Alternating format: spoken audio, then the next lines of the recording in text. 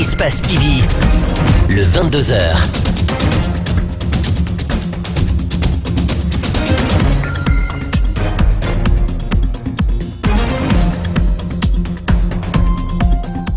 Ravi de vous rencontrer encore une fois, mesdames et messieurs. Bonsoir et bienvenue dans cette grande édition d'information.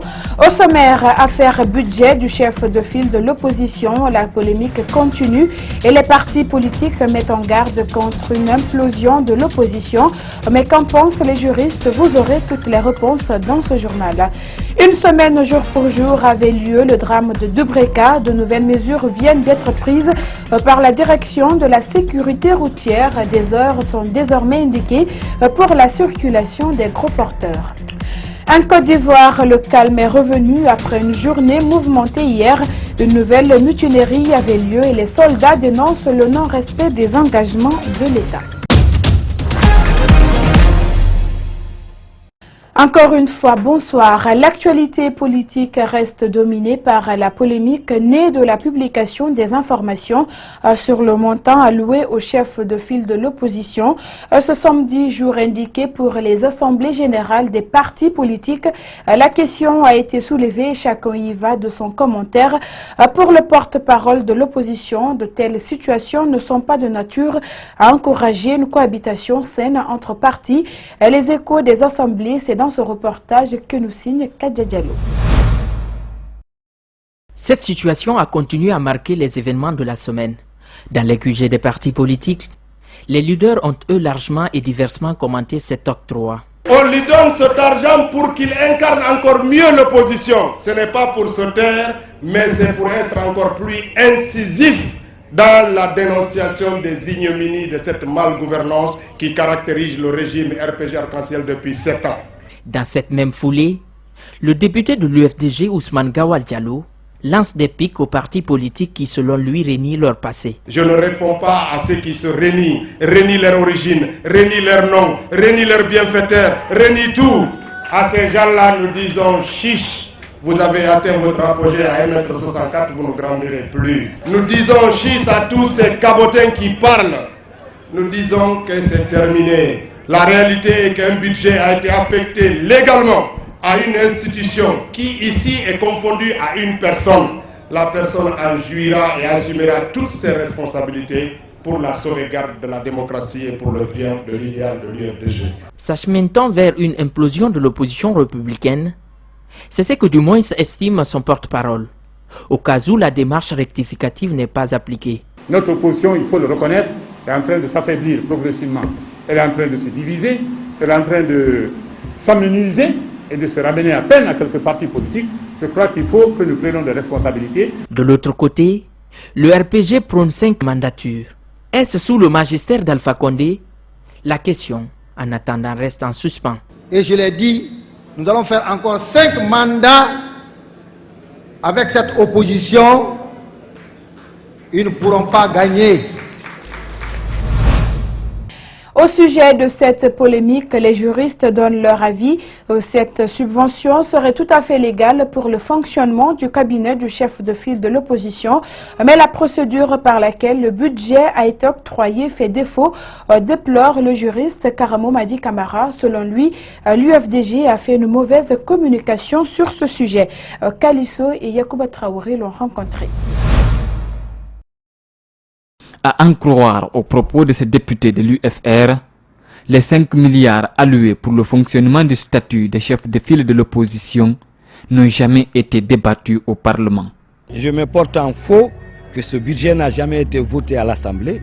Ça a été une entente pour preuve. Beaucoup de ces lieutenants ont défendu mordicus que ce budget n'existe pas et que leur président n'a pas ce budget.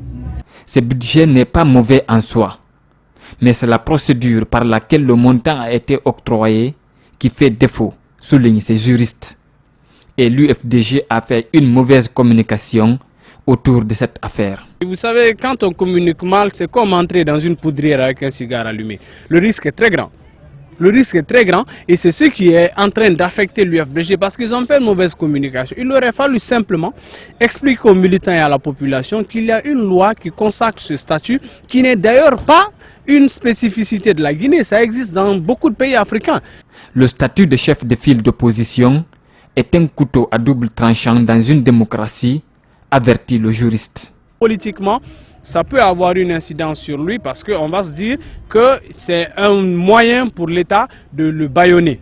Et effectivement, ça c'est l'envers du statut de chef de file de l'opposition, pas seulement en Guinée, mais partout ailleurs. Parce qu'on considère que c'est vrai, ça peut être un contre-pouvoir, mais en même temps, si on y prend garde, le gouvernement peut l'utiliser pour museler l'opposition. Et si lui donc, il ne donne pas suffisamment d'informations, c'est comme ça que c'est perçu. Et vous avez vu que les militants pensent que c'est un salaire que le gouvernement lui a donné, alors que ce n'est pas un salaire, ce sont des avantages légaux qui lui sont donnés. C'est une polémique inutile qui peut quelque peu dégrader l'image du leader de l'UFDG qui aspire devenir un jour président de la République, a conclu ces juristes. Autre polémique, c'est bien celle qui oppose l'UFR à l'actuel ministre conseiller du président de la République. Rien ne va plus entre Sidya Touré et Thibou Camara. Ce dernier accuse le parti de Sidya d'être membre de la mouvance présidentielle et l'un des lieutenants de Sidya accuse Thibou d'être un soldat de l'UFDG dans le gouvernement d'Alpha Condé. On écoute Seikou Yaya Bari au micro de Mamadou Kalisso. Qui se sent mauvais se mouche, c'est ce qu'on dit souvent. Sidya Touré n'a pas prononcé le nom de quelqu'un. Il a dit ils ont un ministre. Mais c'est lui qui s'est senti concerné, s'est tout de suite précipité dans une radio pour se déclarer être de l'UFDG, parce que c'est ce qu'il savait dire. Mais en réalité, il l'est, mais il le nie à bloc. La preuve palpable, c'est que d'abord, il le dit à tout bout de champ, qu'il est ami inconditionnel de Cellou Dalein, il l'a dit, il le répète. Je vous assure que l'amitié en Guinée est confondue au militantisme. Tu ne peux pas être ennemi de quelqu'un et avoir le même parti avec lui. Tu ne peux être qu'ami à celui que tu soutiens.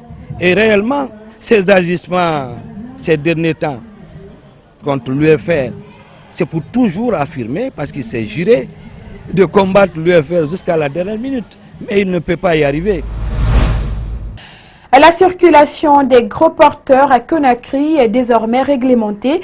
Selon un communiqué de la Direction nationale de la sécurité routière, les heures pour la sortie et l'entrée de ces camions à Kaloum ont été déclinées ce vendredi à l'issue d'une rencontre entre les différents acteurs du transport en Guinée et la police. Ces mesures prises après le drame de Dubreka devraient entrer en vigueur la semaine prochaine. Suivez le compte-rendu de Malik Sangana Kamara et de Mohamed Al-Seni Kamara. Syndicats, conducteurs des camions, agents de la sécurité routière se sont donné rendez-vous ce samedi au ministère de la Sécurité et de la Protection civile. Après avoir observé une minute de silence en la mémoire de ceux qui ont perdu la vie dans les accidents de la circulation, les parties ont conclu l'élaboration d'un code de conduite, la mise en application de l'arrêté 4064 réglementant le transport des taxis-motos à Conakry, l'amélioration de la signalisation routière, formation, dotation et renforcement des agents de la sécurité routière, sans oublier l'opérationnalisation dans un bref délai des centres de visite technique entre autres. En ce qui concerne les heures de la circulation, les gros porteurs d'un camion, il a été retenu qu'un camion qui doit descendre à Kaloum doit être muni d'un point d'en bas. Et que les heures de sortie des camions du port autonome pour la ville, c'est à partir de 10h30 jusqu'à 15h40. La descente des camions vides vers la ville, c'est à partir de 21h. La matérialisation des routes est un facteur qui permettra aux conducteurs de savoir comment circuler, insistent ces syndicats. La route doit parler. Quand vous arrivez à un virage, vous devez savoir que vous êtes dans un virage. Quand vous arrivez dans un pont, vous devez savoir que vous êtes dans un pont.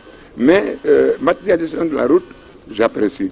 Mais j'apprécie encore la prudence plus que tout ça là, parce qu'il faut être prudent. Manque de formation ou de contrôle technique des véhicules, Le PDG de Civita ambitionne de résoudre cette problématique en Guinée pour limiter les dégâts. On fera une grande salle de formation. Si on fait passer 500 chauffeurs par jour, 500 chauffeurs sont informés au moins pour 5 à 10 minutes de la sensibilité de son travail. Mieux vaut prévenir que de guérir, dit-on. Avant que le pire ne se produise, les cérémonies de mariage sont émaillées de pagailles dans la circulation. Commissaire Sarr appelle à la responsabilité parentale. Il faudrait que nous, responsables de famille, qu'on sensibilise nos enfants de cesser de s'exposer dans les véhicules lors des mariages. Ça doit partir de nous. Après, le gouvernement vient nous aider. Donc, les dispositions sont aussi prises par rapport à ça. L'association des bureaux de transfert d'argent a réuni ce samedi les différents bureaux agréés pour la mise en place d'une nouvelle direction. Les postes ont été définis et tous les mots qui assaillent le secteur discutés, des pistes de solutions dégagées. Mamadou Sadio Baldé pour le récit. Les structures de transfert d'argent sont utiles dans un pays. En croire la BCRG, il existe 33 bureaux agréés en Guinée. Ils emploient un minimum de 7500 personnes et favorisent la fluidité du commerce tout en contribuant à la stabilité de la monnaie sans oublier le rapatriement des fonds à partir de l'étranger. Cependant, ces bureaux sont minés par des problèmes, reconnaît la direction. La concurrence interne, les querelles intestines et peu, le manque de soutien intégral de l'État et aussi l'émission de la téléphonie mobile dans la gestion du transfert d'argent. Aujourd'hui, les intérêts sont menacés de part et d'autre et que ça fait perdre vraiment assez d'emplois et de capital. Plein de capitaux sont en train de se perdre de part et d'autre. Voilà la motivation qui a servi. Pourquoi nous sommes venus vraiment se rencontrer pour discuter de cela et trouver une solution idoine pour vraiment relancer le secteur. Ces différentes structures sont menacées. Si les énergies ne sont pas fédérées, elles ne tiendront plus pour longtemps. D'où cette prise de conscience. Il y a une prise de conscience de façon globale. Nous savons maintenant qu'il y a deux options. Soit on se donne la main pour évoluer ensemble en synergie ou bien on disparaît tous et nous ne voulons pas disparaître. Nous sommes en train d'élargir l'information et d'essayer de sensibiliser les uns et les autres pour les faire adhérer au mouvement.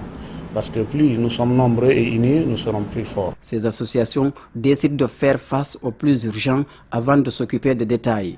Les problèmes sont diagnostiqués devant vous dans la salle et aussi il y a bientôt la mise en place de la Fédération nationale qui va statuer sur chaque point cité et va traiter en connivence avec la réalité du terrain pour vraiment relancer les activités. Les pistes de solutions dégagées, un portrait robot du prochain bureau défini, ses membres seront élus le 1er juillet pour être installés une semaine plus tard. Et puis cette information en bref, l'artiste Marcus du groupe Balliozar est accusé de viol et de séquestration par une jeune fille.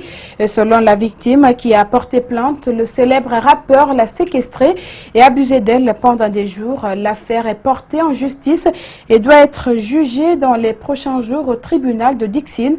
En réponse à cette accusation, Marcus a confié à nos confrères du site nyakri-live.com que cette accusation n'est pas réelle et que son accusatrice est en quête de buzz. Nous y reviendrons.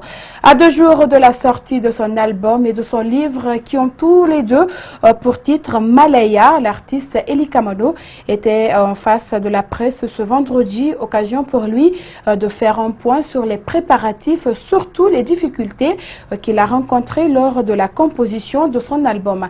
Alcéné Barry revient en commentaire sur les points saillants de cette conférence de presse. Le concert dédicace de l'artiste Eli Kamano aura bel et bien lieu ce dimanche au Palais du Peuple. Ce, après de longues tractations entre la structure du Reggaeman et l'agence guinéenne de spectacle. Ce vendredi, lors d'une conférence de presse, l'artiste a rassuré que toutes les dispositions sont prises pour offrir au public un concert de taille.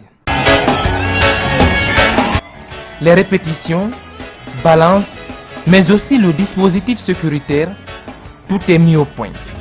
Le général qui passe désormais en maréchal, en raison du contenu de l'œuvre musicale et la maturité de l'artiste, promet de véhiculer des messages forts, surtout à la couche juvénile.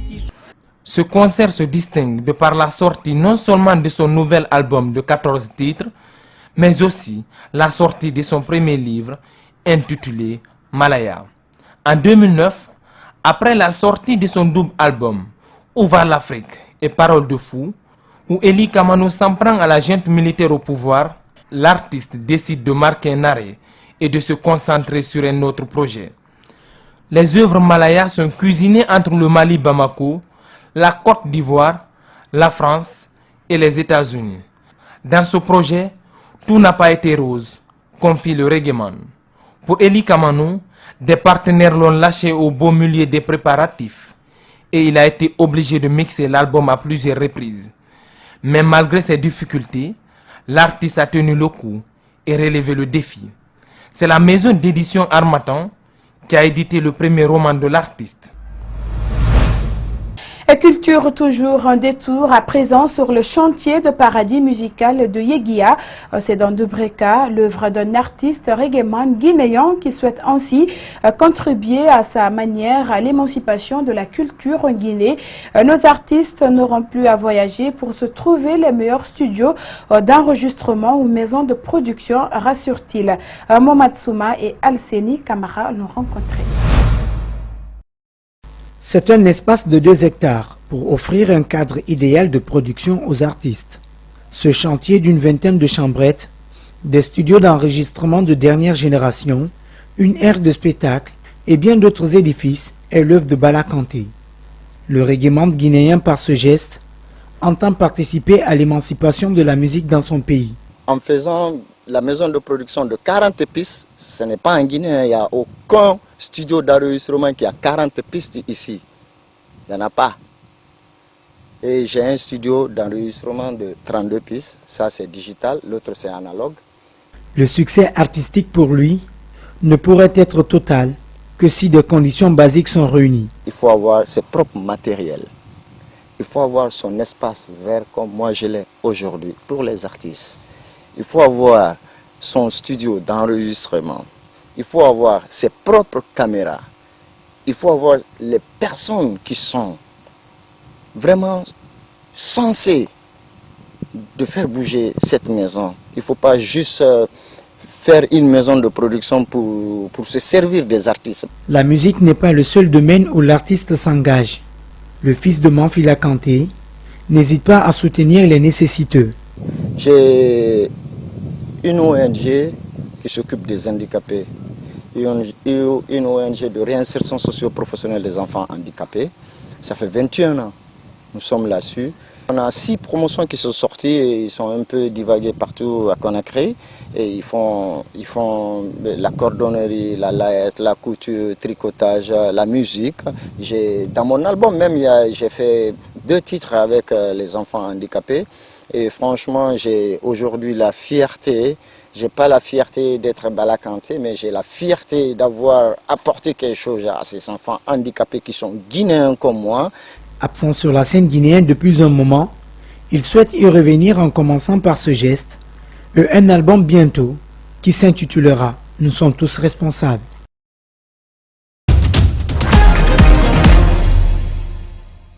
Voilà, c'est la fin de cette édition d'information réalisée par toute l'équipe technique et rédactionnelle.